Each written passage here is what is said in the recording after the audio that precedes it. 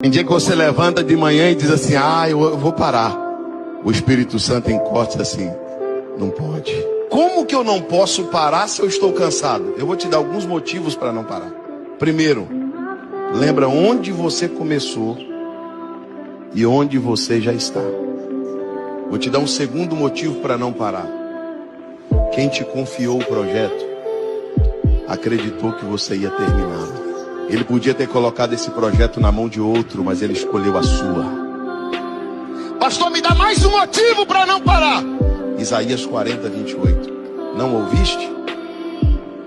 O Deus do céu não se cansa e nem se fadiga.